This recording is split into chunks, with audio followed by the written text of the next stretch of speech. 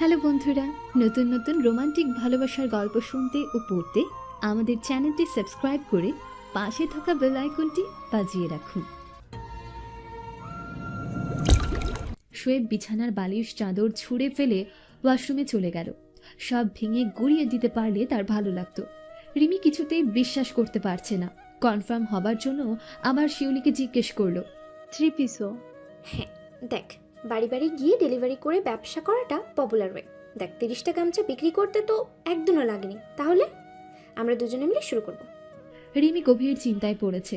মজা করে গামছা বিক্রি শিউলির কাছে অতি চমৎকার বিজনেস আইডিয়া মনে হচ্ছে। এত ভাবাভাবির তো কিছু নেই রিমি, চেষ্টা করে দেখি, লসে পড়লে বাদ। রিমি বিড়বিড় করে বলল, গামছাগুলো তো এমনিই পেয়েছিলাম, এখন তো পুঁজি লাগবে। তুই শুধু রাজি হ, বাকি সব আমি দেখব।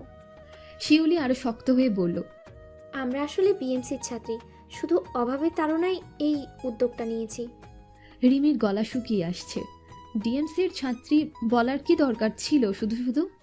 ব্যবসা শুরু করার জন্য শিউলি রিমিকে নিয়ে ব্যাংকে এসেছে লোনের প্রপোজাল নিয়ে কথা বলতে। ব্যাংকের যে কর্মকর্তার সাথে ওরা কথা বলছে তার নাম রিজওয়ান। বয়স বড়জোর 28-29। ছেলেটা খুবই নরম স্বভাবের এবং ভদ্র। রিমি ও শিউলি যাই বলছে বিশ্বাস করছে, তবে বেশি বলা হয়ে গেছে। রিজওয়ান নিশ্চিত হতে সরাসরি রিমির দিকে তাকিয়ে আবার প্রশ্নটা করলো। ডিএমসি মানে? রিমি জবাব দিল না। শিউলি রিমির মুখের কথা কেড়ে নেবার মতো করে বলল, ঢাকা মেডিকেল কলেজ। কাউকে বলতে চাই না, আসলে ব্যাপারটা গোপন রেখে ব্যবসাটা করতে চাই। বুঝিনি তো, নানা অবস্টিকেল আসবে, নিউজ টিউজ হবে, এই জন্য আর কি। Dhaka medical college? আপনারা আসলে এভাবে? I am surprised and shocked.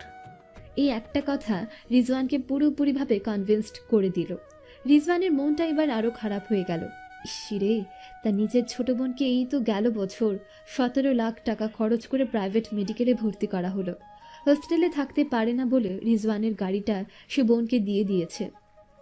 Doctor হওয়া নিয়ে কথা, টাইমলি গাড়ি করে যাওয়া আসা করছে। আর এখানে দেখো, ঢাকা মেডিকেলে পড়া 2টা মেয়ে অভাবের সাথে কেমন লড়ছে, ছোট একটা কাপড়ের ব্যবসা করতে যাচ্ছে। এতদিন সে অভাবে ভালো ছাত্রের গল্প শুনেছে, আজ চোখের সামনে দেখতে পেল। এর মধ্যে রিমি মেয়েটা অপূর্ব দেখতে। কোনো বড়লোকের মেয়ে হলে তো মন্ত্রী এমপির ছেলেরা লাইন ধরতো পেছনে, তাও এই মেয়ে ডাক্তার হলে তো সারা দুনিয়ার পোলাপান ইচ্ছে করে রোগী হয়ে যাবে। রিজওয়ানের তো দেখেই সে কখন থেকে বুকের ভেতরটা কেমন করছে। জীবনে এমন কাউকে পেলে তো ধন্য, না পাওয়া যাক, এমন মানুষের হেল্প করতে পারাও ভাগ্য। ফাইলটা একপাশে রাখতে রাখতে রিজওয়ান বলল, দেখুন, একজন গ্যারান্টার না হয় আমি ম্যানেজ করে দিলাম, কিন্তু ফ্যামিলি গ্যারান্টার একজন লাগবেই। সরকারি জব হোল্ডার হলে বেশি ভালো হয়। রিমি তড়িঘড়ি করে জবাব দিল। আছে আছে, শুধু কি করতে হবে বলে দিন ডিটেলে। শিউলি রিমির হাত শক্ত করে চেপে ধরল। আমরা তাহলে কবে আসবো স্যার? নেক্সট উইকে আসুন। কি কি লাগবে তা আমি একটা নোট দিয়ে দিচ্ছি। আসলে অ্যামাউন্ট যেহেতু অল্প, পেপারসগুলো ঠিকঠাক জমা দিতে পারলে আশা করি হয়ে যাবে। আপনারা চাকাবেন তো? রিমি সাথে সাথেই বলল। জি হ্যাঁ। শিউলি দাঁড়িয়ে পড়ল। না মানে আমাদের একটু তাড়া আছে। থ্যাঙ্কস। আপনাদের নাম ও কন্ট্যাক্ট নাম্বার রেখে যান ওই ডেস্কে। কতটুকু কি আগালো আমি ফোন করে জানাবো। থ্যাংক ইউ স্যার, একটু তাড়াতাড়ি যেন হয় দেখবেন। ব্যাংক থেকে বেরিয়েই শিউলি রিমিকে প্রথমেই যে কথাটা বলল তা হলো, তুই একটা গাধি, চা খেতে বললেই রাজি হয়ে যাবে? কেন, সমস্যাটা কি? সমস্যা আছে, ছেলেটা তাতেই পড়ে গেছে। এই যে লোনটা স্যাংশন করে দিবে বলল, তাতে তোকে দেখেই বারবার ক্যাবলাকান্তের মতো তোর দিকে তাকাচ্ছিল। ব্যাংকে চাকরি করা সুদর্শন ছেলে, তোর তো কপাল খুলে গেল রে রিমি। তুই না, ছি শিউলি। ছি ছি করিস না রিমি, একটা সহজ সূত্র সব সময় মনে রাখবি। অবিবাহিত যেই ছেলে দেখতে যতটা গোছানো অর্থাৎ পরিপাটি হবে, সেই ছেলের গোছানো যোগ্যতার মেয়ে তত পছন্দ। ধর, ভালো ছাত্রী শুনলে এরা কুপকাত। বিয়ের পরে বেকার থাকবে এমন মেয়ে ওরা পছন্দ করে না। গৃহিণী বউ এদের ভালো লাগে না। এরা চায় বউ টিপটপ হয়েছে এবং গুছিয়ে বাইরে চলবে, স্ট্যাটাস মেনটেন করবে। রিজওয়ান সাহেবের টেবিল দেখলি, আর শার্টটা জুতাটা দেখলি, ফিট অ্যান্ড ফাট। এর তো ডাক্তার ইঞ্জিনিয়ার বউ চাই চায়। শুধুমাত্র নিজের অগোছালো ছেলেরা বউ চায় বা মেয়ে পছন্দ করে ঘরোয়া টাইপ। যত নিজে গোছাতে পারে কম, তত বেশি গুছিয়ে দেবার মতো মানুষ চায়। রিমি শিউলির কথা অগ্রাহ্যের ভঙ্গিতে হাসল। আনম্যারিড বুঝলি কি করে? এটারও একটা সূত্র আছে। এরা খরচে হয় বা ভাবে কম। মেয়েদের প্রতি উপকারী মেন্টালিটিটা ভরপুর। এই যেমন নিজে থেকে একজন গ্যারান্টার জুগিয়ে দিবে বলল, আবার চা অফার করে বসলো।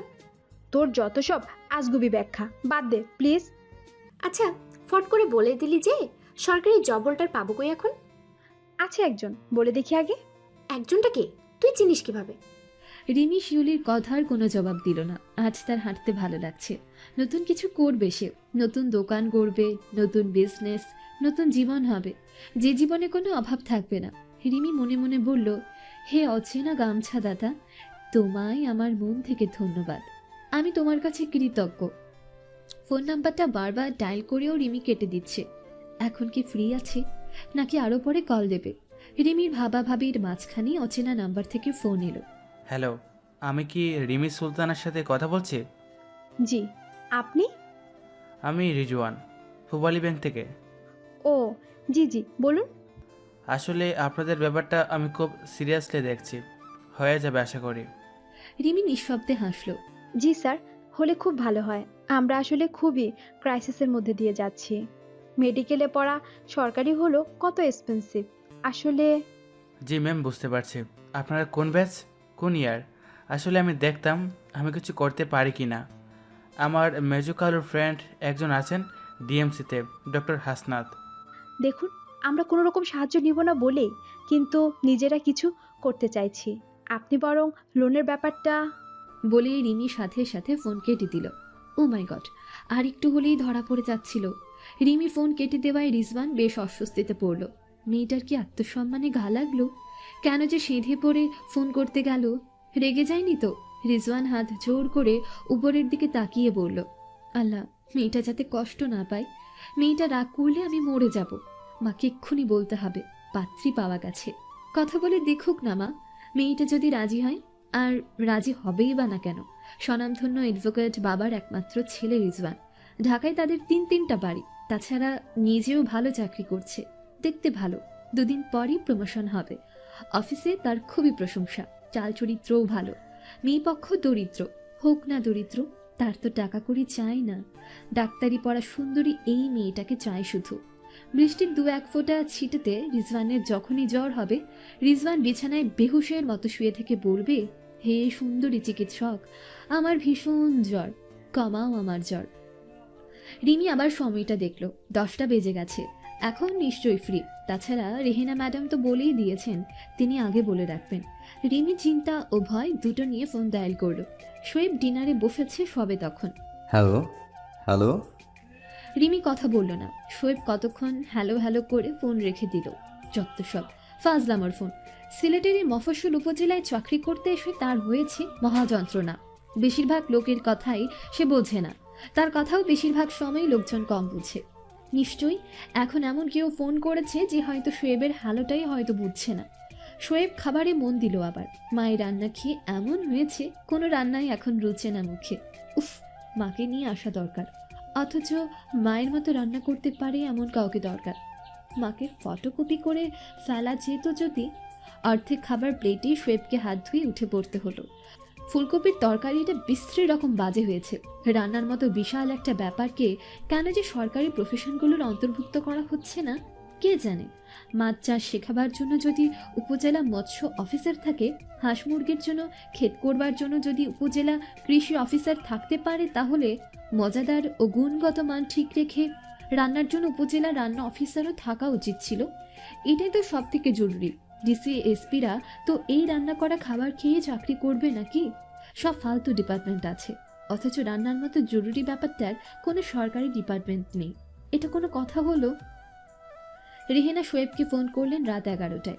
কি রে, শুয়ে পড়েছিস? না মা, দেরি হবে শুতে, মুভি দেখছি। এত রাতে কেন মা? আরে দরকারে একটা।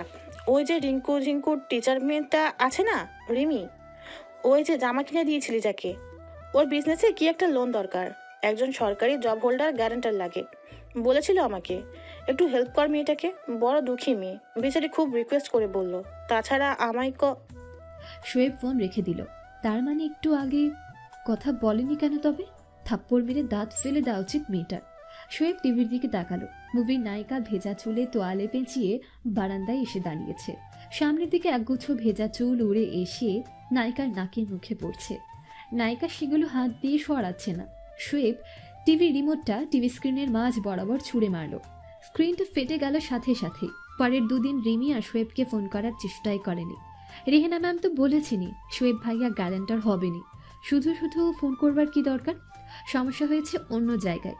রিজওয়ান ছেলেটা রিমির পিছু নিয়েছে। এই বাহানায় ওই বাহানায় ফোন করছে।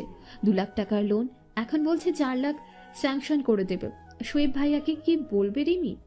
2 লাখের গ্যারান্টার এক কথা, আর 4 লাখ যদি বলে এত বড় লোনের ঝুঁকি আমি কেন নেব? রাজি করাবার জন্য রিমির কাছে অন্য অস্ত্রও আছে অবশ্য। রিমি বলবে সে যে রিমির সাথে এক রাতে হাসপাতালে ছিল। পৃথিলা ম্যামকে না হলে সেটা বলে দেবে, ব্যাস কাজ হয়ে যাবে। হবু বউ বলে কথা, তাও আবার বড়লোক মানুষ। মান ইজ্জতের বড় ভয় এদের। গরিবের এই এক শান্তি, মান ইজ্জত নেই, তাই যাবারও ভয় নেই। ব্যাপারটা মনে করায় রিমি প্রশান্তির হাসি হাসল। 4 লাখ টাকা! ব্যবসা একবার দাঁড়িয়ে গেলেই সে আপাকে সব থেকে দামি ভালো খাবারগুলো কিনে দেবে সে। নিয়ে আপা, কত খাবি খা, দামি খাবারের বড় শক্ত। শোয়েব টাইটা বাঁধতে বাঁধতে বলল। এত শর্ট নোটিসে তুমি এখানে চলে আসবে ভাবিনি পৃথি। পৃথিলা হাসলো। ব্রিক রেড শার্টের সাথে শোয়েব একটা ডার্ক ব্লু টাই পরেছে। শার্টের দামি পাথরের বোতামগুলো যেন হীরের মতো জ্বলছে।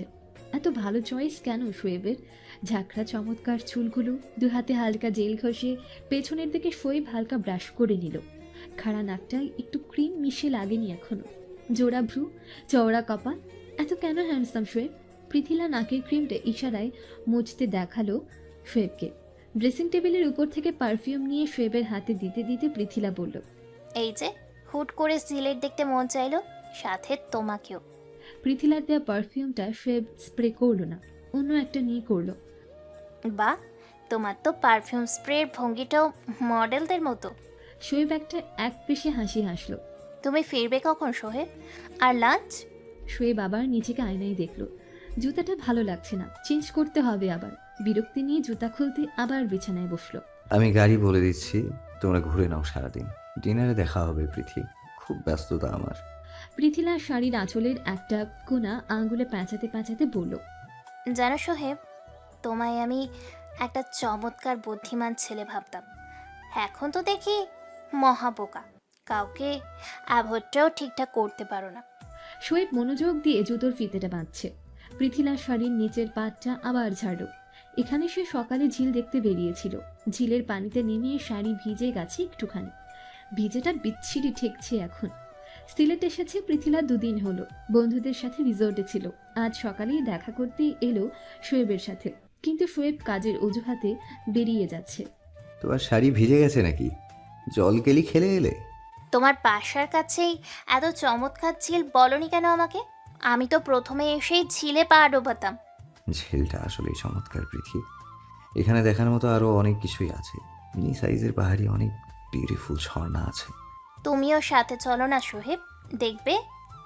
শোয়েব জুতোটা পরে ইজি হয়ে দাঁড়ালো। শার্টের ইনটা আবার স্মুথ টাচ দিতে দিতে বলল, পৃথি, তুমি কি জানো তোমার সাথে যে ঘুরে বেড়াবে সে আরো চমৎকার হবে আবার থেকে।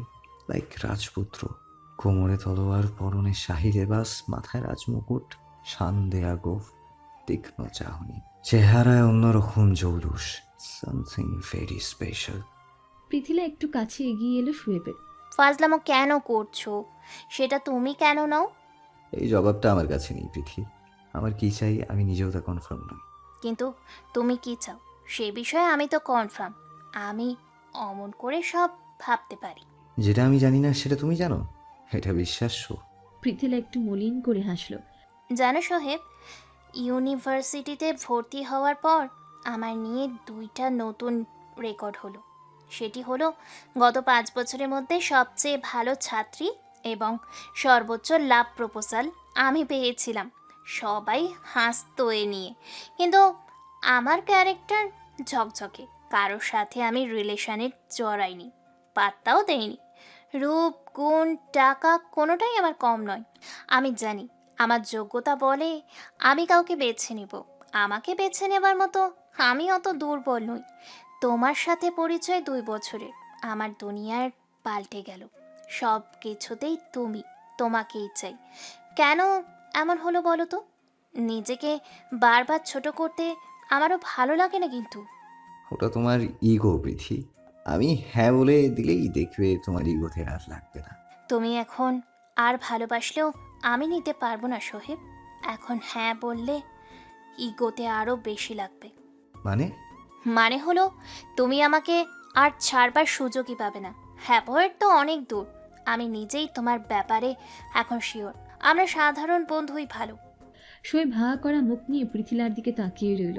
এই এতদিনে পৃথিলাকে আজ তার বড় অচেনা লাগছে, অনেক দূরের, অনেক আলাদা। আমরা দুপুরে চলে যাচ্ছি সোহেব। কথাগুলো তোমার সামনে থেকে বলতে ইচ্ছে করলো, ফোনে বলিনি সেই জন্য।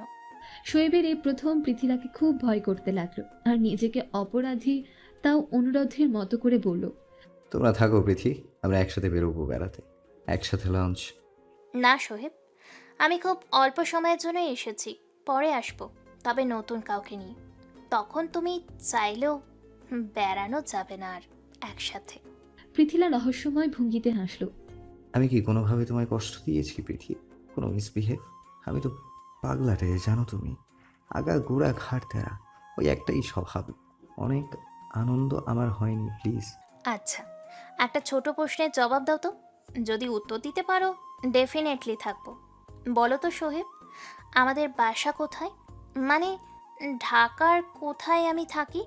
আমাদের বাড়িটা কেমন? দোতলা না তিনতলা? আজ গভীর প্রশ্ন। আমি গিয়েছি নাকি কখনো? গেলেই না। সেই দিন তুমি যখন রাতে রিমি ম্যামকে ছাড়তে যাও, তোমার কিন্তু উনি ওনার বাসার রাস্তা দেখিয়ে দেয়নি, অথচ তুমি এক টানে চলে গেলে। অথচ তুমি বলেছ রিমির সাথে কখনোই আলাপ ছিল না আগে। আলাপ না থাকা একটা মানুষের বাসায় গভীর রাতে? শোয়েব কিছু একটা বলতে যাচ্ছিল, পৃথিলা হাতের ইশারায় থামিয়ে দিয়ে বলল, তুমি ওনার বাসা চেনো বা আগে গিয়েছো, তাতে আমার কোনো কৌতূহল নেই, কিন্তু ব্যাপারটা হলো অন্য। যে নারীকে তুমি অন্য নারীর ব্যাপারে বলতে দ্বিধা করো, আমি তোমার জীবনে এমন নারী হয়ে থাকতে পারবো না সোহেব। আমি যার হব সে অন্য নারী সম্পর্কিত সব আমায় বলতে পারবে। এটুকু সমীহ সে আমায় করতেই হবে, না হলে যে ছোট হব আমি। শোয়েব তোতলাতে তোতলাতে বলল, আসলে রিমি যে আমাদের বাসায় পড়াতে আসে সেজন্যই চেনা। মানে হয়েছে কি, ঠিকানা তো। ছলো ছলো চোখে পৃথিলা শোয়েবের দিকে তাকিয়ে মিষ্টি করে হাসল। আমি তোমার জীবনের পাট রানীও হতে চেয়েছিলাম, প্রধান রানী। তুমি রাজা, তুমি যোগ্য থেকেও যোগ্যতম। তোমার শত রানী থাকতেই পারে, কিন্তু তোমার রানী একমাত্র আমি হতে চেয়েছি। শোয়েব ঘামছে, অসহায় লাগছে, নিজের উপর রাগ হচ্ছে, জেদ হচ্ছে, একই সাথে করুণা হচ্ছে। পৃথিলা এতদিনে তার সামনে যা বলেছে করেছে সব স্পষ্ট, অথচ সে নিজের কাছেই আজ অস্পষ্ট। উফ! সোহেব কখনো তো মিথ্যে বলেনি আমাকে, তাই আজ বলাটা আমি বুঝতে পেরেছি। শাড়ির কুচিটা আবার ঝাড়ল পৃথিলা। ভিজে শাড়ির পাড় থেকে কয়েক ফোঁটা পানি পড়ল মেঝেতে। শোয়েবের গায়ে করা স্প্রেটা নিয়ে ভালো করে স্প্রে করলো নিজের কাপড়ে। শোয়েব প্রায় ফিসফিস করে বলল, ওটা তো ছেলেদের। আজ ছেলে হতে মন চাইছে, তোমার মতো ছেলে। বলে শোয়েবের দিকে তাকিয়ে বাছকটা টিপল। ব্যাগটা হাতে নিয়ে আঁচলের কার্নিশ ধরে পৃথিলা আর কিছু না বলে বেরিয়ে চলে গেল। শোয়েব বিস্মিত ও হতাশ দৃষ্টিতে পৃথিলার চলে যাবার দিকে তাকিয়ে রইল। এতদিনে সে পৃথিলাকে টোটালি একটা বোকা মেয়ে ভাবত। এই প্রথম শোয়েব বুঝতে পারল পৃথিলা মোটেও বোকা নয়, বেশ ধারালো বুদ্ধির একটা মেয়ে। পৃথিলার অনুভূতি খুবই প্রবল। রিমি কাঁপা কাঁপা গলায় বলল, হ্যালো, শুনতে পাচ্ছেন? আমি রিমি বলছিলাম। আমি রিমি, ওই যে রিঙ্কু ঝিঙ্কুর টিচার। শোয়েব জবাব দিল না, চুপচাপ শুনে গেল। রিমি এবার আরও চেঁচিয়ে, শুনতে পাচ্ছেন? হ্যালো, আমি রিমি, ওই যে বেহুশ হওয়া। হ্যালো হ্যালো, শোয়েব ভাইয়া, আপনি কি শোয়েব ভাইয়া? এটা কি? শোয়েব এবার কথা বলল, চিনতে পেরেছি আপু, ওই যে আপনি রেস্টুরেন্টে মুখে নুডলস বের করে প্লেটে রেখেছিলেন, সেই আপুটা না? ওই যে গামছাওয়ালি, আর ওই যে রান্নাঘরের ভালুক। বলুন বলুন, কি দরকার বলুন। গামছা বেচবেন? কপিস? রিমি ফোন কেটে দিয়েছিল। সর্বনাশ! শিউলি রিমির গায়ে ধাক্কা দিল। কিরে, ফোন কেটে দিলি? চিনতে পারিনি? তোর রেহানা ম্যাডাম বলেনি? রিমি স্তব্ধ হয়ে ফোনের দিকে তাকিয়েই আছে। উফ, ফোন কর না আবার, একটা গ্যারেন্টার হবে, এত দাম কেন দেখাচ্ছে? আসতে না পারলে, নাহলে ব্যাটার পরিচয় কাউকে বলে দিক না, না পারলে না করুক, আমরা অন্য জায়গায় যোগাযোগ করব। রিমির মোবাইল আবার বেজে উঠেছে। অপরিচিত number. Hello. Hello Rimi, Rimi মা বলছি। সিমির হঠাৎ করে শরীর খারাপ করছে খুব, একটু একটু রক্ত পানি ভাঙছে, কিন্তু ব্যথা নেই, মনে হয় হাসপাতালে নিতে হবে। তুই কোথায়? হ্যালো রিমি। রিমির ফোন কেটে দিয়ে শিউলিকে কিছু না বলে ছুটে বেরিয়ে গেল। শিউলি পিছু ডাকলো। এই রিমি, কার ফোন? যাচ্ছিস কেন? জুতা ফেলে যাচ্ছিস তো? রিমি! রিমি প্রাণপণে ছুটছে, তার এক্ষুনি বাড়ি পৌঁছাতে হবে। আবার কিচ্ছু হতে দেবে না সে, কিচ্ছু না। কত টাকা আছে জানো ঘরে? টাকার জোগাড় করতে হবে। রিমির আপার নাকি প্রস্রাবে ইনফেকশন, আরও অনেক ইন্টারনাল জটিলতা, জরায়ুতে ভীষণ সমস্যা, ক্যাথেটার করে রাখা হয়েছে, স্যালাইন চলছে। এই এক সপ্তাহে রিমির জীবন শেষ। হাসপাতালে এত খরচ। ডাক্তারের সাফ কথা, বেবি এখনও প্রিম্যাচিওর স্টেজে আছে, এখনই কিছু করা যাবে না, আরও কিছুদিন হাসপাতালে থাকতেই হবে, আরও মিনিমাম 2 সপ্তাহ, তারপর দেখা যাক বেবি হবার পর। জরায়ুতে একটা অপারেশন করতে হবে। রিমির মোটামুটি সব জায়গায় ধার করা শেষ। সব থেকে বেশি ধার দিয়েছেন রেহেনা ম্যাডাম। অবশ্য রিমি চায়নি এত, কিন্তু আজ রিমির আর ভালো লাগছে না। হাসপাতাল টু বাড়ি, আবার হাসপাতাল, রান্নাবান্না, আবার দৌড়াদৌড়ি, এই ওষুধ সেই ওষুধ। এই এখন সে ভাত আর সবজি করে নিয়ে এসেছে মায়ের জন্য। রাতে রিমিকে হাসপাতালে মায়ের সাথে মেঝেতে শুতে হয়। রিমি বারবার করে বলছে বাড়িতে থাকতে হবে, পড়াশোনা আছে মা। একা বাড়িতে মা কিছুতেই থাকতে দিচ্ছে না। নাসিমা রিমির আনা টিফিন খুলতে খুলতে খুবই ভীত কণ্ঠে বললেন, সিমির তো আজ দেখি কাশিও হয়ে গেছে, বুকে কফও বাজছে। রাতের রাউন্ডে যখন ডাক্তার আপা আসবেন, তুই একটু খেয়াল করে বলিস, রিস্ক আছে পেটের বাচ্চার না আবার ঠান্ডা লেগে যায়। অনেক বাচ্চার তো পেটে নিউমোনিয়া হয়ে যায়। হলে হবে মা, সারা দুনিয়ারই তো কত মেয়েরই বাচ্চা হচ্ছে, এত জটিলতা তো নেই। আপার কেন? শুধু কি তোর আপার? এই একই রকম সমস্যা তো আমারও ছিল, এই জন্যই তো টাকার অভাবে অপারেশন করাতে পারলাম না। এর ফলাফল কত ভয়ঙ্কর। রিমি সাথে সাথে কেবিন থেকে বেরিয়ে গেল। এখানে সে এক মুহূর্তে আর থাকবে না। কোথাও একটা গর্ত করে ঢুকে পড়তে পারলে ভালো হতো। সমস্যা হলো গর্তে ঢুকলেই হবে না, গর্তের মুখ বন্ধ করতে হবে ভালো করে, কেউ যাতে না খুঁজে পায়। পুরো পরিবারের মানুষের খালি সমস্যা। বেরিয়ে যাবার পথে রিসিপশনে রিমিকে আবার ডাকা হলো। রিমি একটু শক্ত করে বলে এলো গতকালের থেকে সব একসাথে বিল দেবে, খুচরো করে ওষুধের টাকা আর দেবে না। এ কোন নিয়ম রে বাবা? এরা কোনো ওষুধ বাইরে থেকে কিনতেও দেয় না, যত সব। হাসপাতাল থেকে বেরিয়ে রিমি সোজা গেল টিউশনিতে। বাজার করতে হবে আজ সন্ধ্যায়, ঘরে কিচ্ছু নেই। শোয়েব প্রথমে এসে খোঁজ করলো হাসপাতালে, রিমি নেই, রাতের খাবার নিয়ে আসবে। রিমির মাকে পাওয়া গেল। রিমির বড় বোন সিমির সাথে দেখা করতে গিয়ে শোয়েব ছোটোখাটো একটা ধাক্কা খেলো। এই সিমির চেহারা অনেকটা পৃথিলার মতো, অনেক মিল, বিশেষ করে চোখ দুটো আর নাকটা। দুটো মানুষের মধ্যে এত মিল হয় নাকি? কই, রিমিরই তো বোন, রিমির সাথে তো এত মিল নেই, শুধু গড়নে একটু, কিন্তু চেহারাই তো অত নয়। শোয়েব বিড়বিড় করে বলল, কি আশ্চর্য। রিমি ভাতের মাঠটা ফেলে নিয়ে ডাল বাটতে বসলো। আজকে রাতের খাওয়া শর্টকাট, পেঁয়াজও আর ডিম ভাজা, আর কোনো রান্না সে এখন করতে পারবে না। টিউশন পড়িয়ে বাজার করতে গিয়ে 8টা বেজে গেছে। মাছ এনেছিল, কেটে হালকা জাল দিয়ে রেখেছে, সকালে মাছের ঝোল করবে। ডাল বাটতে বাটতে রিমির মনে হলো একটা ফ্রিজ থাকলে ভালো হতো। পেঁয়াজও ভাজতে বসে রিমি চুলোর পাশে বইয়ের পৃষ্ঠাগুলো একটা টুলের উপর মেলে বসলো। একটু যদি চোখ বোলানো যায়। আগামী পরশুদিন থেকে তার পরীক্ষা। রিমি অবশ্য সব নকল নিয়ে যাবে সাথে, তবুও একটু পয়েন্টসগুলো দেখা না থাকলে বোঝা যায় না কোনটা কোন প্রশ্নের উত্তর। খুঁজতে খুঁজতে টাইম নষ্ট, আর রাতে হাসপাতালে পড়া যায় না, মা সারাক্ষণ বিড়বিড় করে। রিমি কড়াইয়ের পেঁয়াজও তুলতে যাবে, দরজায় নখ। এত রাতে কি? নিশ্চয়ই মুকুল আন্টিদের বাড়ির কেউ। রিমির মুখ ছিটকে একটা দুর্বোধ্য গালি বেরিয়ে এলো অনায়াসে।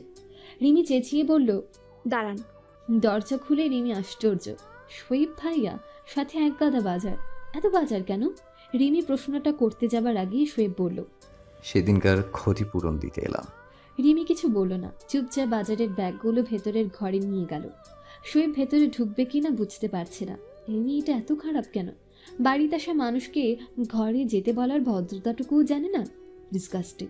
শোয়েবের ডিসকাস্টিং ভাবনার মাঝে রিমি ভেতর থেকে ডাকলো, চা পাতা তো আনেননি, চিনি 2 কেজি ছিল, এখানে তো 1 কেজির একটা প্যাকেট, তাহলে ক্ষতিপূরণ কিভাবে হলো? শোয়েব মনে মনে বলল, ছাগলি পাছি চা পাতার জন্য মরে যাচ্ছে একেবারে। এই যে শোয়েব এত রাতে এতগুলো বাজার করে এলো, আজ দুপুরেই সে সিলেট থেকে এসেছে। তারপর মায়ের কাছ থেকে অ্যাড্রেস নিয়ে সোজা হাসপাতালে, তারপর একটুখানির জন্য বাসায় গিয়ে শুধু গোসলটা সেরে চেঞ্জ করে বেরিয়েছে, খাওয়াও হয়নি। এদিকে দেখো এই মহারানী চায়ের পাতার জন্য মরে যাচ্ছেন। শোয়েব নিজ থেকেই ঘরে এসে বিছানায় বসলো।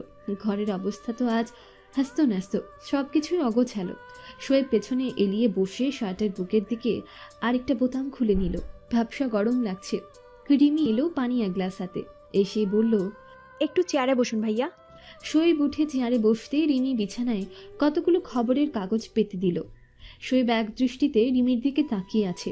চূড়ান্ত অভদ্র মেয়ে, কথাবার্তা সব আদেশের মতো। কোমরে একটা ওড়না বেঁধেছে, যেন মারতে আসবে এখুনি। জামায় হলুদে মশলায় মাখামাখি, গা থেকে মাছ মাছ গন্ধ বেরোচ্ছে। মাছ কেটেছে নিশ্চয়ই। চুলের অবস্থা আরো খারাপ, অর্ধেক বাঁধা অর্ধেক খোলা। গালি কি এটা? ধনেপাতা? এই মেয়ের থাকার কথা ছিল শাড়ি পরে, ছুরি পরে, টিপ। শোয়েবের ভাবনায় ছেদ পড়ল। বিছানায় রিমি ভাত বেড়ে নিয়েছে, ডিম ভাজি, মাছ ভাজি, আবার পেঁয়াজু, সব ভাজাভুজি। গরম ভাত থেকে ধোঁয়া উঠছে। খেতে বসুন, হাতে মুখে কি পানি দিবেন? শোয়েব অন্যদিকে তাকিয়ে বলল, খাবো না আমি। কি না কি আবার মুখ থেকে বের করে রেখেছেন। রিমি গ্লাসের পানিটা প্লেটে ঢেলে নিল। শোয়েব উঠে গিয়ে হাত ধুয়ে বসলো। রিমি নিজে একটা প্লেট নিয়ে বসতে বসতে বলল, বাজার করে ক্ষতিপূরণ দেবার আমার দরকার ছিল না ভাইয়া, টাকা হলে বরং আমার কাজে লাগতো। শোয়েব জবাব দিল না। এক মনে খাচ্ছে সে। পেঁয়াজু ধনেপাতা দিয়ে গরম ভাত এত মজা কখনো খায়নি কেন আগে। রিমি মনে মনে বলল, হাই হাই, এ তো দেখি রাক্ষস, সব খেয়ে নিয়েছে। হাসপাতালে নেবার জন্য আবার রাখতে হবে। ধুস। আপনার বাবা কি নেই নাকি যোগাযোগ বন্ধ?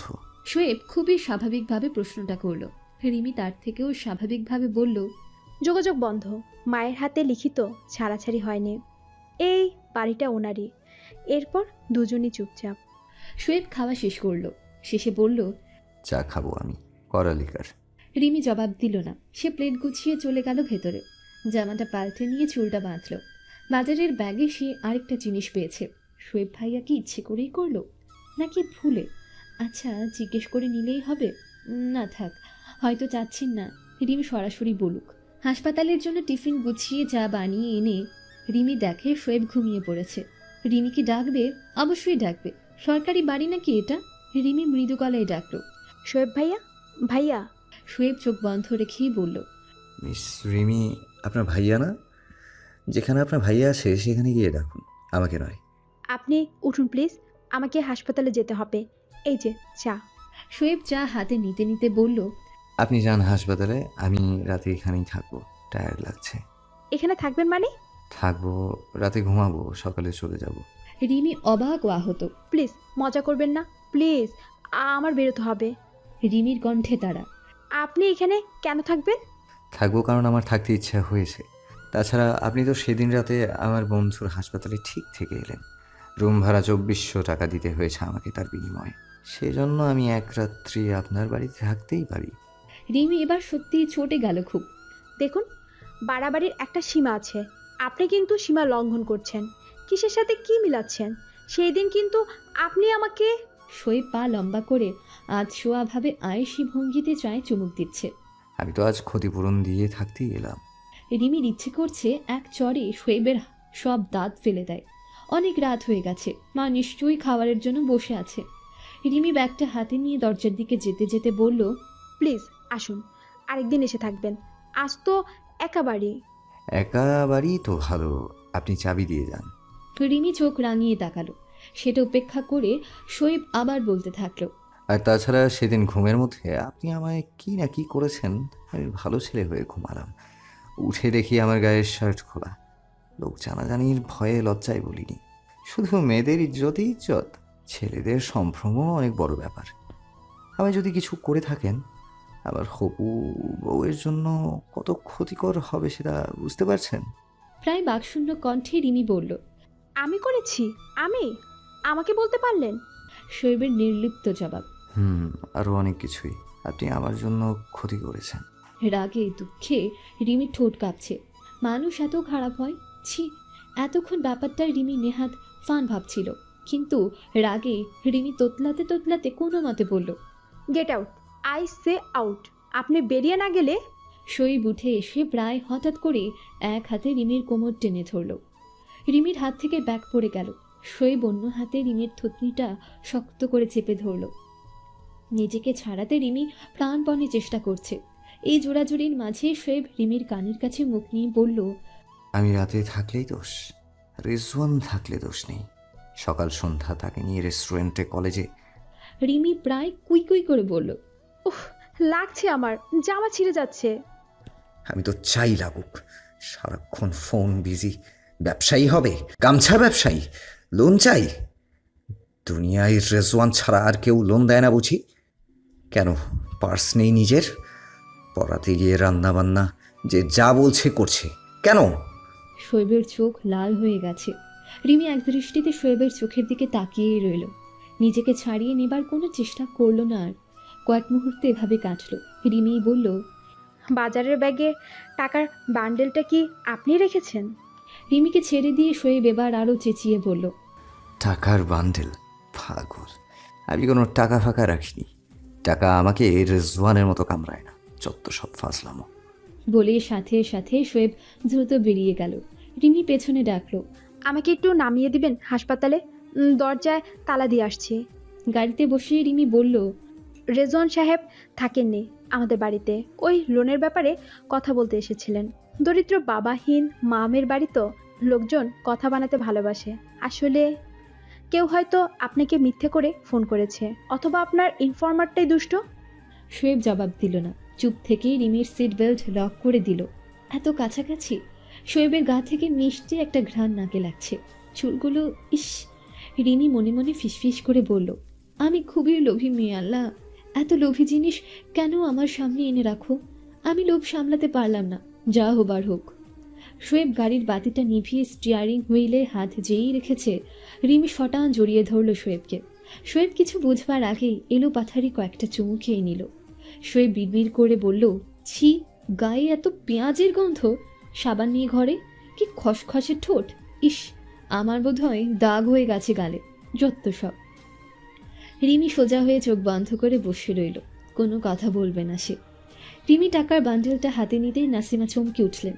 ঠান্ডা চিৎকারে বললেন, কে দিল? কেউ দেয়নি মা, এটা আমার টাকা। কেউ একজনের কাছে ছিল, আজ পেলাম। আজে বাজে কথা বলবি না। কে দিয়েছে ধার? রিমি একটু এগিয়ে এসে মাকে পেছন থেকে জড়িয়ে ধরে কাঁধের কাছে মুখটা রাখল। মা, কিছু প্রশ্নের স্পেসিফিক কোনো উত্তর হয় না মা। একজন দিয়েছে। আমাকে দেবার একমাত্র কারণ, আমাকে সব ধরনের সাহায্য করাতে তার আনন্দ। সে ঠিক করে নিয়েছে, এটা তার দায়িত্ব। কথা পেঁচাবি না, সোজা করে বল তো রিমি। সোজা করেই বলছি মা। দেখো তো আমার গায়ে পেঁয়াজ পেঁয়াজ গন্ধ কিনা। মা, আমি ঠিক করেছি, এখন থেকে গায়ে দামি সাবান লোশন মাখবো, বিচ্ছিরি গন্ধ হয়। বলে রিমি নিজের হাত গায়ের বিভিন্ন জায়গা শুকতে লাগলো মনোযোগ দিয়ে। নাসিমা হতবিহ্বল দৃষ্টিতে মেয়ের দিকে তাকিয়ে রইলেন। মেয়েটার কি মাথা খারাপ হয়ে গেল? তুমি কি সত্যি পৃথিলার ব্যাপারে শিওর? নীলা খুব আনিজি হয়ে শোয়েবকে প্রশ্নটা করলো।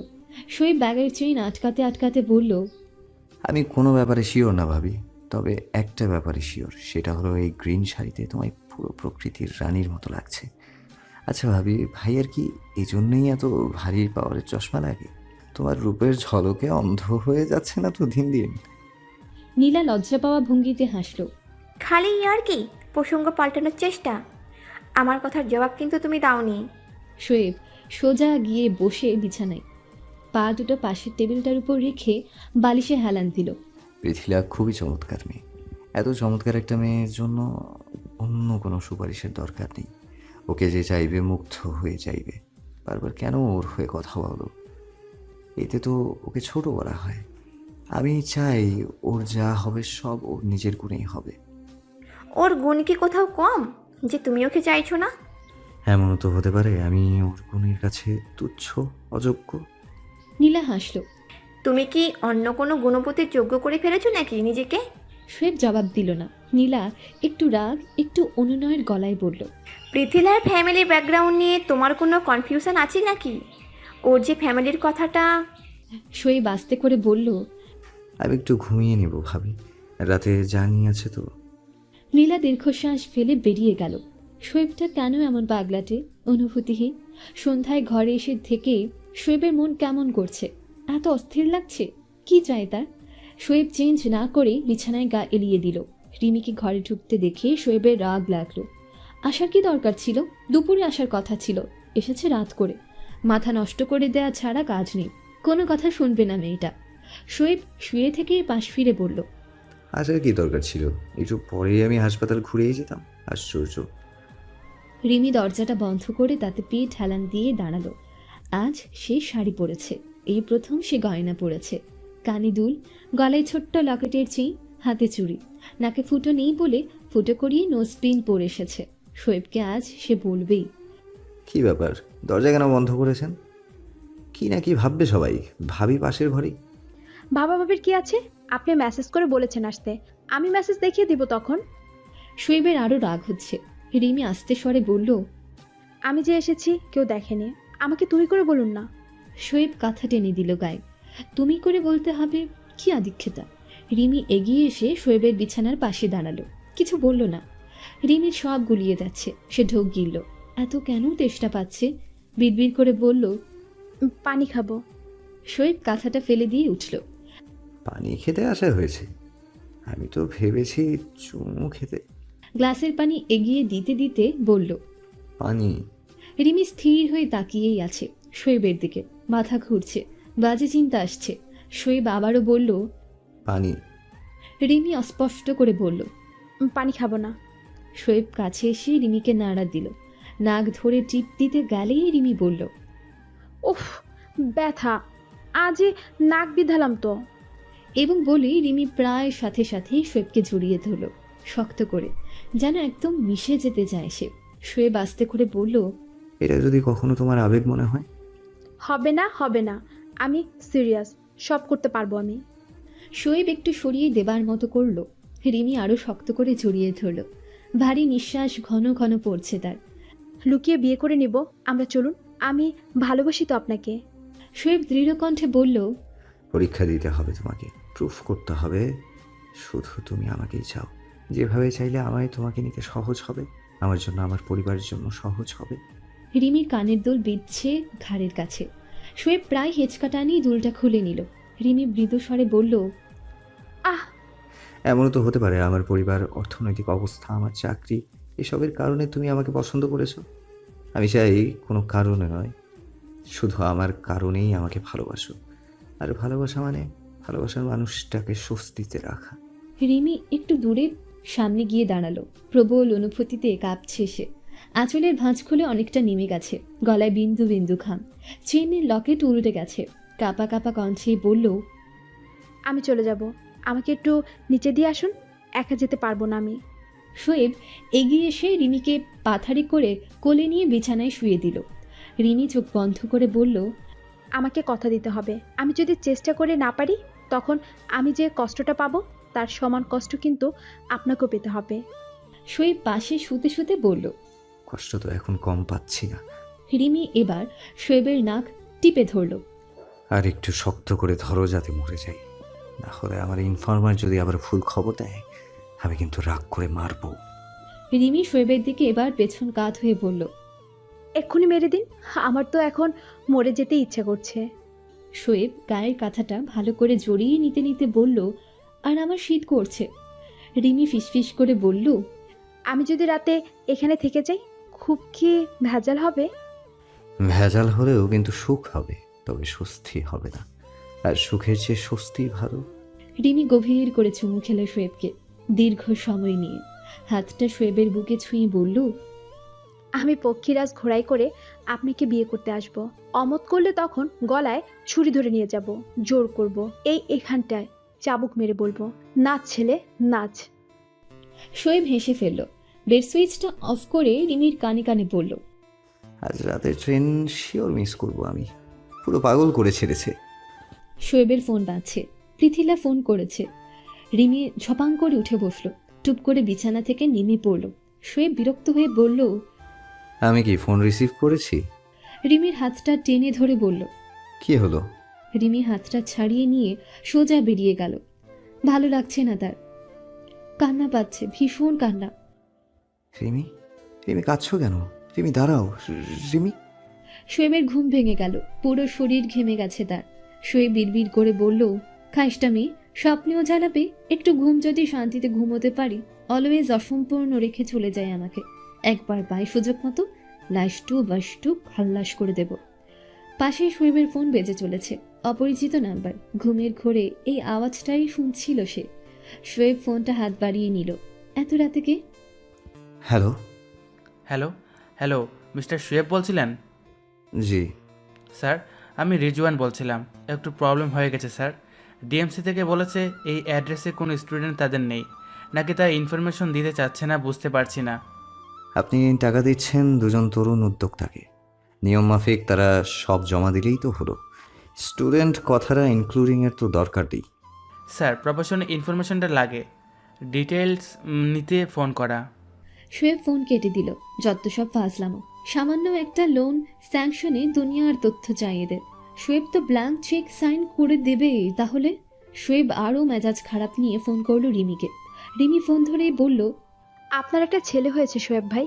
ডাক্তার সিজার সিজার বলে এতদিন বসিয়ে রাখলো, সন্ধ্যায় ব্যথা উঠে নর্মাল হয়ে গেল। এখানে ডক্টররা বলেছে হাসপাতালে আর রাখতে হবে না, বাড়ি নিয়ে যেতে বলেছে। কয়টায় হলো? মা বাবু ভালো আছে? 7:30টার দিকে। জানেন শোয়েব ভাইয়া, বাবুটা না দেখতে ঠিক আপার মতো হয়েছে। শোয়েব ঘড়ি দেখলো। এতক্ষণে বলল রিমি, একটা ফোনও তো নিজ থেকে করতে পারতো। শোয়েব যে কত চিন্তায় থাকে, মেয়েটা কি বোঝে না? গাধার মতো এখন বলছে বাবুটা নাকি শোয়েবের মতো হয়েছে। রিমি, বাড়ি কখন যাচ্ছ তোমরা? এই তো সকালে বিল টিল সব ক্লিয়ার করে ফেলেছি।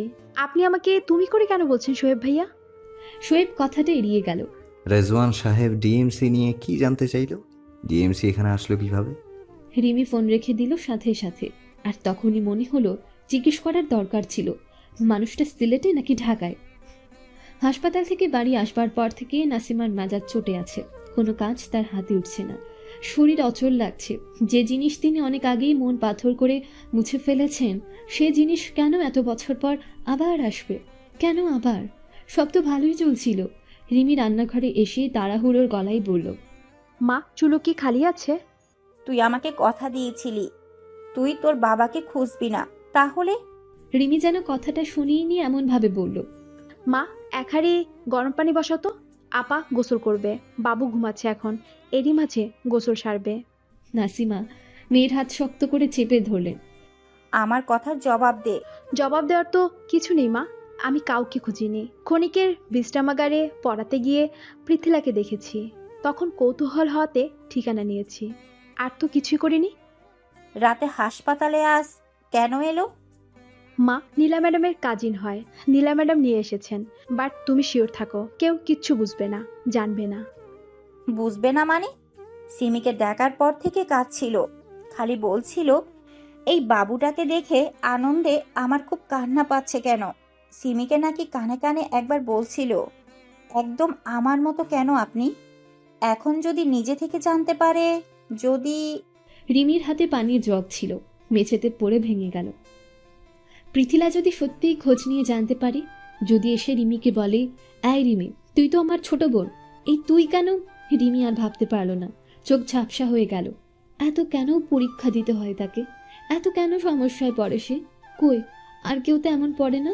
ব্যাংক থেকে টাকাটা নেবার আগেই রিমি খুব জড়তা নিয়ে বলল, রেজন সাহেব, আমরা আসলে ডিএমসির ছাত্রী না, মিথ্যে বলেছিলাম। রিজওয়ান কথাটা শুনে মোটেও রিয়াক্ট করলো না, বরং হাসলো ভদ্রভাবে, যেন মিথ্যে বলাটা খুব ভালো কাজ। পুরোপুরি ফর্মালভাবে বলল, লোন তো হয়ে গেল, আমি নিশ্চয়ই আমার ক্লায়েন্টের কাছে একটা কফি এখন আশা করতে পারি।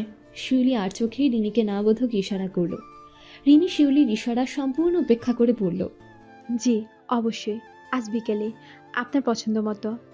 ওকে, আমি তাহলে লেজারের পর টেক্সট করে সব জানিয়ে দেব। শিউলি হেসে বলল, আমরা উঠি এখন। অনেক ধন্যবাদ আপনাকে, দোয়া করবেন আমরা কিস্তিতে যাতে ঠিকঠাক মতো মানে ব্যবসাটা যাতে দাঁড়িয়ে যায়। ওহ শিওর, অফকোর্স অফকোর্স। ব্যাংক থেকে বেরিয়ে রিমি প্রশ্নটা করল, রেজওয়ান সাহেবকে কফি খাওয়ালে সমস্যা কি? কোনো সমস্যা নেই, আমি আসবো না, তুই যা। রিমি একটু মুখ ভ্যাংচালো। কোনো কৃতজ্ঞতা নেই? কাজ শেষ, খোদা হাফেজ। ছি। মালামালের লিস্টই করেছিস? রিমি ব্যাগ থেকে কাগজটা বের করে দিল। মেমো নেওয়ার সময় কিন্তু প্রতিটা পিসের আলাদা রেটটা টোটালের পাশে কোনায় লিখিস, সহজ হবে তাতে। বাবা, তুই তো দেখে পাক্কা ব্যবসায়ী হয়ে গেছিস রিমি। রিমি বড় করে একটা নিঃশ্বাস ফেলল। তাড়াতাড়ি ফিরতে হবে, কাজ আছে তার, অনেক কাজ। ফলের দোকানের সামনে গিয়ে রিমি প্রতিটা ফলের দামই জিজ্ঞেস করলো। আপাটা যে কি, সব থেকে দামের ফলগুলোই তার চাই। এতদিন ছিল নিজের দোহাই, এখন বাবুর। রিমি বাড়িতে এসে ছোটখাটো একটা শখ খেলো। গাড়ি করে কে এসেছে? শোয়েব ভাই। রিমি দরজার কাছে গিয়েও ঘরে ঢুকলো না। পৃথিলা এসেছে। রিমির ভেতর থেকে একটা হাহাকার করা দীর্ঘশ্বাস বেরিয়ে এলো। সোজা পেছন রাস্তায় গিয়ে রিমি কলতলায় বসলো। গোসল করবে নাকি শুধু হাত মুখ ধুয়ে নেবে? নাসিমা প্রায় হন্তদন্ত হয়ে ছুটে গেলেন। পৃথিলা এসেছে সিমির বাবুর জন্য এত কিছু নিয়ে। রিমি যেন শুনলই না। সাবানটা নিয়ে আসো মা। এই যে ধরো, ব্যাগটা নাও। নাসিমা ব্যাগ হাতেও দাঁড়িয়েই রইলেন, কাঁদছেন অনবরত। আমার সামনে থেকে যাও মা। রিমি ধমকের স্বরে বলল, সারাদিন খেটে এসে এই সব কান্নাকাটি একদম তার পছন্দ না।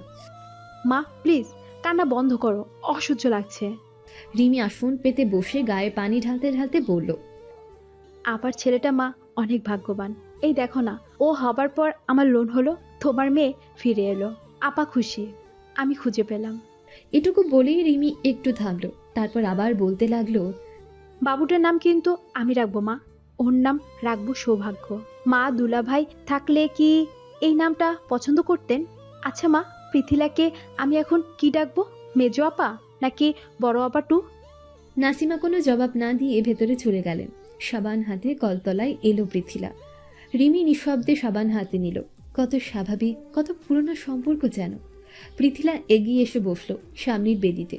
রিমি তাকালো না একবারও। মাথায় অনবরত পানি ঢালছে সে। চোখের পানি কি পৃথিলা বুঝে ফেলবে? পৃথিলা এক দৃষ্টিতে রিমির দিকে তাকিয়ে আছে। আহারে কি মিষ্টি চেহারা, গালের কোমলতা যেন ফুলের পাপড়িকেও হার মানায়। কিন্তু চোখ দুটো এত ক্লান্ত কেন? এতদিনের দায়িত্ব সামলে নিশ্চয়ই বড় বিরক্ত সে। একা একা এই এত কিছু বইছে। পৃথিলাকে যদি বলে, এতদিন তো তুমি ভালো থেকেছ, আমরা তো ভালো থাকিনি, তাহলে এর কি জবাব দেবে পৃথিলা? গোসল সেরে রিমি সোজা বসলো তার ব্যবসার হিসেব নিয়ে। সব কিছুর একটা প্রাইমারি ছক করে নিতে হবে। সন্ধ্যায় রিমি বের হবার সময় পৃথিলা বলল, আমার সাথে চল না রিমি। কোথায় যাবি? আমি নামিয়ে দিই। রিমি জবাব দিল না। চুল বাঁধছে এক মনে সে। পৃথিলা কয়েক সেকেন্ড রিমির জবাবের অপেক্ষায় থাকলো। তারপর সিমির দিকে তাকিয়ে বলল, আপা যাই, তুই কিন্তু বাবুকে হাতের উপরে নিয়ে ঘুমাবি না, খবরদার।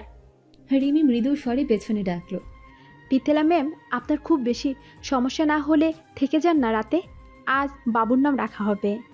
পৃথিলা অবাক দৃষ্টিতে রিমির দিকে তাকালো।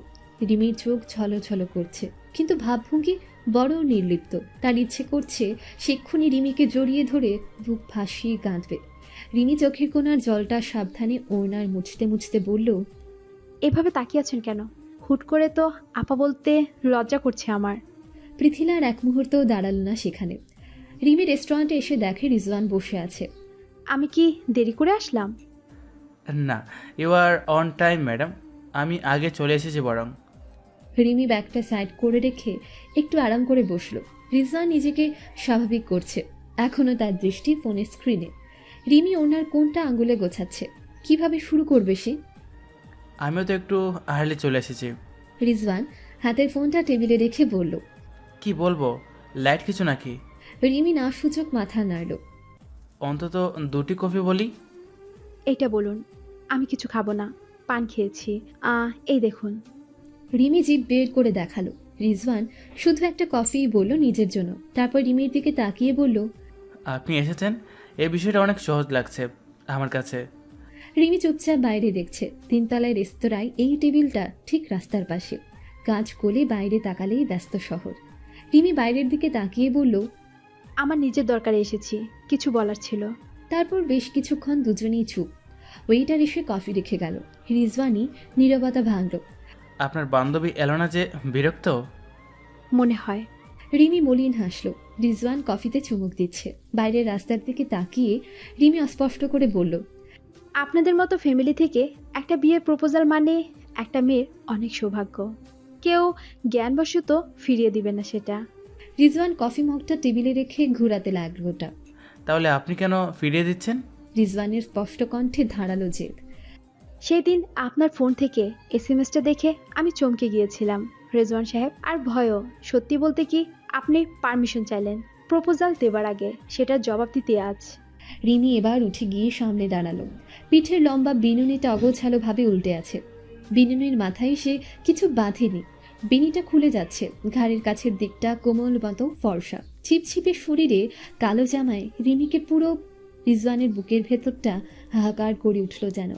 বড় গল্প বলবার আগে মানুষ যেরকম শুরু করে, রিমিও ঠিক তেমনই বলতে লাগলো। আমার বড় দুই যমজ বোনের যখন জন্ম হয়, সেই সময় মায়ের একটা ক্রিটিক্যাল সমস্যা হলো। অদক্ষ দায়ীর হাতে বাচ্চার জন্ম। বুঝেনি তো, কিছু একটা ভুল হয় তখন। মায়ের কঠিন সমস্যা হলো, যার ফলাফল প্রস্তাব লিকেজ হয় সারাক্ষণ। ডাক্তারদের ধারণা দিলে বলল এর সলিউশন অনেক টাকায় অপারেশন, এবং মাত্র 40% সম্ভাবনা সাকসেসফুল হবার। মেয়েদের এইরকম সমস্যা বিশ্রী ব্যাপার। স্বামীর সাথে একটা সুস্থ স্বাভাবিক শারীরিক সম্পর্ক যে বজায় থাকে না, বুঝতেই তো পারছেন। তৈরি হলো লোয়ার মিডল ক্লাস ফ্যামিলির ক্রাইসিস। বাবা ঠিক করলেন বিয়ে করবেন। মা বাবাকে ধরে রাখতে বুদ্ধি আটলেন, বোকা বুদ্ধি। আরেকটা বেবি নিতে চাইলেন। আমি হলাম। সমস্যা বাড়ল মায়ের, তাও হলো না। বাবা আবার বিয়ে করতে চাইলেন। মা নিরুপায় হয়ে প্রথমে অনুমতি দিল, পরে মেনে নিতে পারলেন না। আর মিস রিমি, আমার কিন্তু কোনো ব্যাখ্যার দরকার নেই। যা অন্য একটা মানুষের জন্য লজ্জার, বেদনার, তা আমার জন্যও কিন্তু। আপনি বসুন না, আমরা বরং আপনার বিজনেস নিয়ে কথা বলি, কীভাবে কী করলে ভালো হয়। রিমি বসল না। কথাগুলো আপনাকে বলতে পারলে আমার ভালো লাগবে, কাউকে বলা হয়নি আগে। রিমির গলায় আকুল আবেদন। রিজওয়ান আবার কফিটা হাতে নিয়ে বসলো। বলুক না। বাবার নতুন বিয়ে করা বউ মায়ের চোখের সামনে। মা বলেন বাড়ি ছেড়ে চলে যাবেন। আমার পাগল বাবা আমার অতি অভিমানী মাকে বাড়িটা দিয়ে চলে গেলেন নিজেই। মায়ের কঠিন শর্ত, বাবা যেন কখনো আর যোগাযোগ না করেন। মা আমাদের সঙ্গে নিয়ে আত্মহত্যার হুমকি দিলেন। Blind sentiment. তবে বাবা যাবার সময় মায়ের আর বাবার ভালোবাসার চমৎকার একটা সমন্বয়ের সাথে নিয়ে গেলেন। তা হলো আমার বড় যমজ বোনদের একজনকে। তারপর মা টুকটাক কাজ করে সংসার চালাতে লাগলেন। দুটো মানুষ, সম্পূর্ণ দুটো জায়গায়, আলাদা জীবন চলতে থাকলো। রিমি একটুক্ষণের জন্য থামলো। ফোন বাজছে রিমির ব্যাগে। শোয়েব কল দিয়েছে। রিমি ফোন কেটে দিল। শোয়েব সাথে সাথে টেক্সট করলো, আই উইল কিল ইউ।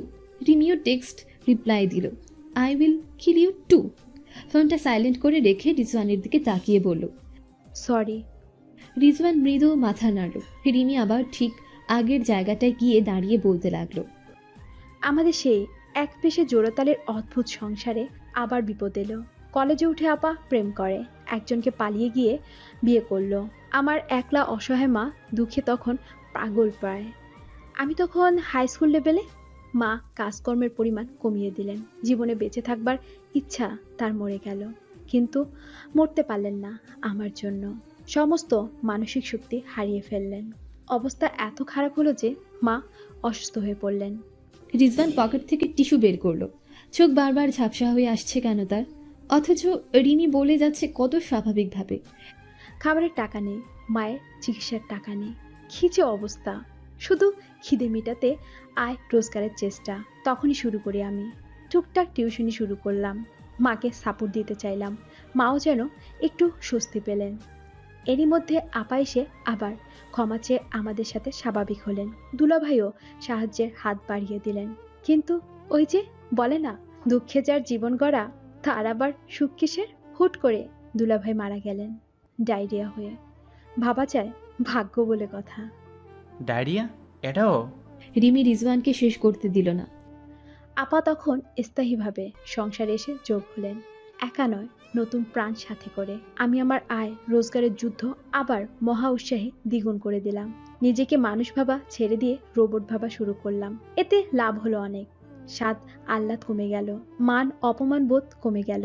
সব কাজ করাটা সহজ হয়ে গেল। ভালো মন্দ, সত্য মিথ্যা সব সমান লাগতে থাকলো। এটুকু বলে রিমি বসলো এসে টেবিলে, পানি খেয়ে নিল এক গ্লাস, যেন অনেকটা পথ হেঁটে এসে একটু জিরিয়ে নিল। রিজওয়ানের মেয়েদের মতো হেঁচকি তুলে তুলে কাঁদছে। রিমি যেন ব্যাপারটা খেয়ালই করলো না। জানেন, আমার সেই রোবট হওয়ার জীবনে অনুভূতিরা জোর চালিয়ে ফিরে এলো। তবে একা নয়, আমার বোনও এলো। আবার আর্থিকভাবে অনেক উঁচুতে এখন। বোন কম্পিউটার সায়েন্সে পড়েছে। আমি খুঁজে পেলাম চমৎকার এক দেবদূতকে আমার জীবনে। কিন্তু সমস্যা দাঁড়ালো, সেই দেবদূতকে আমার বোন। এবার রিমি একদম চুপ করে রইল। আর বলতে ভালো লাগছে না তার, গা গুলাচ্ছে। সম্পর্কগুলো এরকম জটিল হয়ে গেল, ঠিক করে নেওয়া যায় না এখন মিস রিমি? সব কি এত সহজ? মায়ের এতদিনকার অভিমান, বাবার জেদ, পরিস্থিতি এখন অনেক বদলে গেছে। বাবার নতুন জীবনে 2 ছেলে, কিছুই সহজ নয় আর, সম্ভবও নয় হয়তো। আপনি আপনার দায়িত্বের জন্য নিজের কথা ভাবছেন না কেন? এসব করে করে নিজে তো সত্যি। রিমি এবার ওয়েটার ডেকে একটা কফি বলল। গা গুলানোটা যদি কাটে তাতে। এর কোনো ব্যাখ্যা নেই আমার কাছে রেজওয়ান সাহেব। এটাই হয়তো আমার জীবন। এভাবেই বোধহয় সব ঠিক চলছে। মা বাবা অভিমানের জায়গাটা এখন আর শুধু অভিমানে নেই। এই এতটা বছরের হিসেব অনেক বদলে গেছে, অনেক। রিমি ঘড়ি দেখল, 2 ঘন্টা হয়ে গেছে প্রায়। কফিটা দ্রুত চুমুকে শেষ করে বলল, আজ যাই রেজওয়ান সাহেব, আবার দেখা হবে। আপনাকে কিন্তু বিজনেসের ব্যাপারে হেল্পের জন্য নক করব এখন থেকে। কি যে বলেন না, আপনার বিজনেস দাঁড়ালে বরং আমার ব্যাংকটা বাঁচে। রিমি বিলটা ফাইলে রাখতে রাখতে বলল,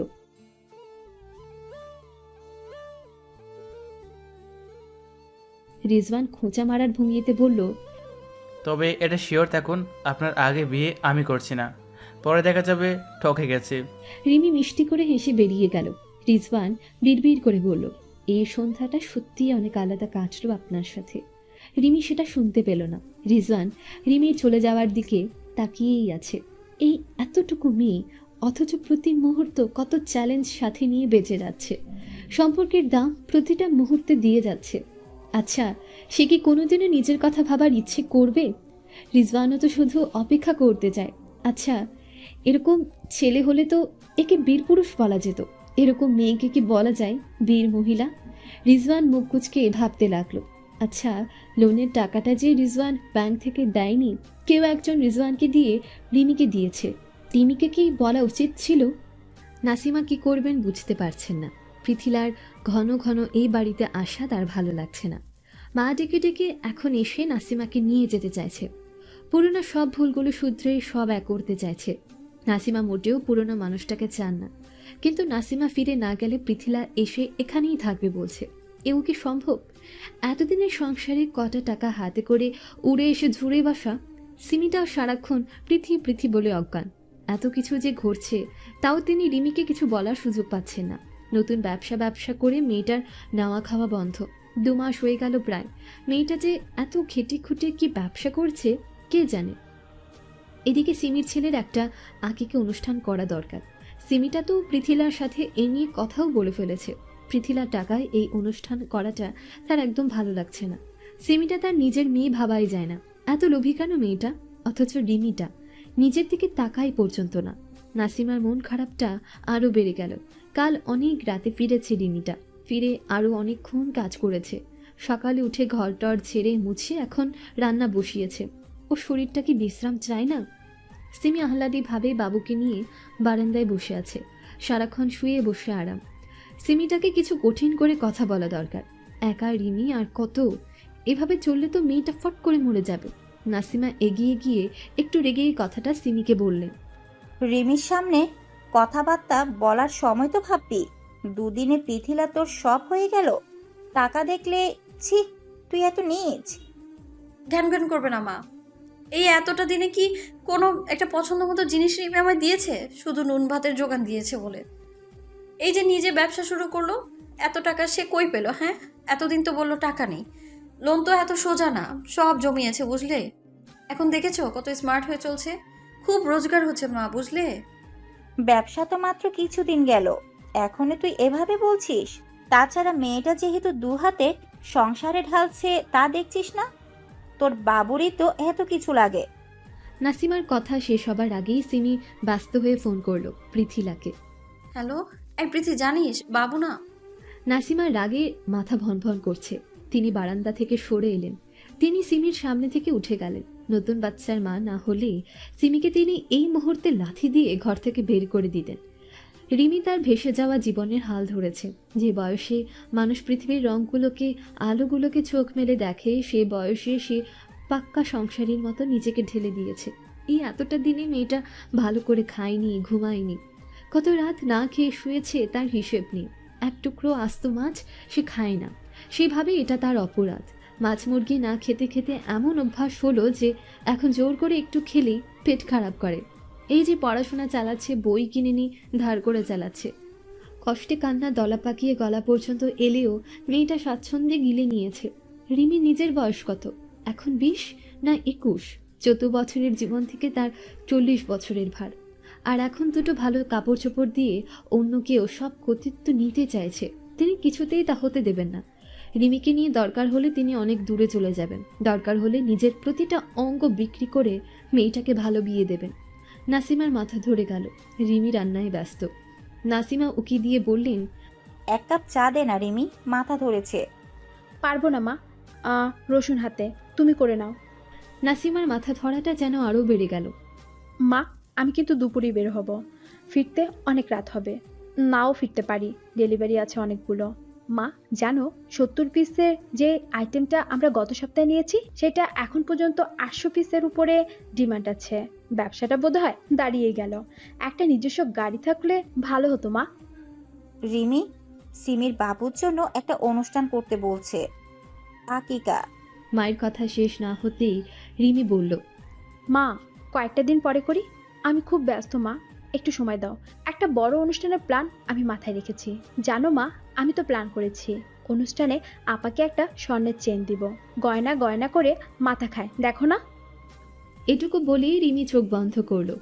আবার বাবুর অনুষ্ঠান, সে আরেকজনকে একটা বিশেষ উপহার দেবে। সেই উপহারটা দেখে মানুষটা কেমন চমকে যায় সেটা দেখতে রিমির যত আগ্রহ। নাসিমা দীর্ঘশ্বাস ফেললেন, জড়তাযুক্ত কণ্ঠে বললেন, পিথিলা নাকি বলেছে সিমিকেও বাড়িতে নিয়ে যাবে, সিমিটাও তো বুঝিস।